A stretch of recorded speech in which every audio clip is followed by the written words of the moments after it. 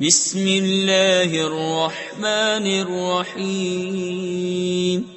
اللہ کے نام سے شروع جو نہایت مہربان رحم والا۔ محترم سامعین کرام، السلام علیکم ورحمۃ اللہ تعالی وبرکاتہ۔ الصلاۃ والسلام علیک یا رسول اللہ وعلی آلک واصحابک سیدی یا رسول اللہ صلی اللہ تعالی علیہ وسلم۔ دیکھیے حضرات، ایک چھوٹا سا سوال ہمارے اسلامی بھائی نے کیا کہ سجدہ تلاوت کرنے کا صحیح طریقہ کیا ہے۔ دیکھیے حضرات، قرآن پاک کے اندر 14 آیتیں ایسی ہیں جن پر سجدہ کرنے کا حکم ہے اور وہ سجدہ کرنا واجب ہی ہے۔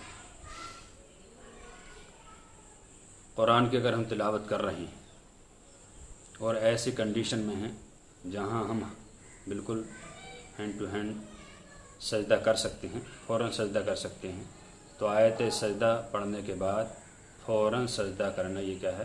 واجب ہے۔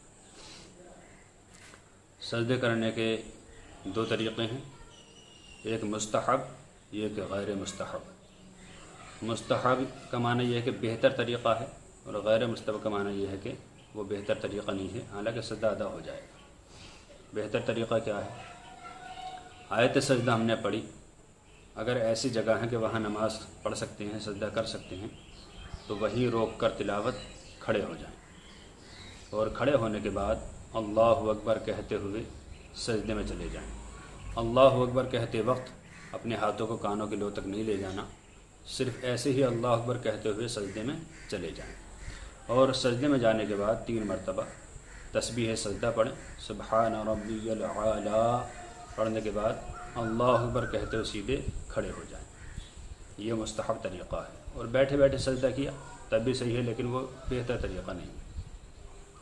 اور مان لیجیے ہم ایسی کنڈیشن میں ہیں کہ سجدہ نہیں کر سکتے، مان لو قرآن خوانی میں ہے کہیں، یا گاڑی پر چل رہے ہیں، گاڑی میں بیٹھے بیٹھے پڑھ لیا ہم نے، یا قبرستان میں پڑھ رہے تھے اور آیت سجدہ آ گئی، تو سجدہ چونکہ واجب ہے، معاف تو ہو نہیں سکتا، آنے کے بعد، گھر آنے کے بعد فوراً وہ سجدہ ادا کیا جائے۔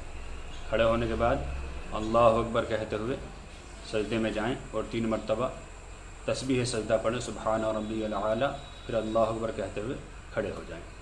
یاد رہے کہ سجدہ آیت کا سجدہ ایک ہوتا ہے، اور اسی طرح یہ بھی سجدہ مکروہ وقت میں نہیں ہوتا، وقت مکروہ نہیں ہونا چاہیے، اس طرح یہ آیت سجدہ ادا کیا جائے۔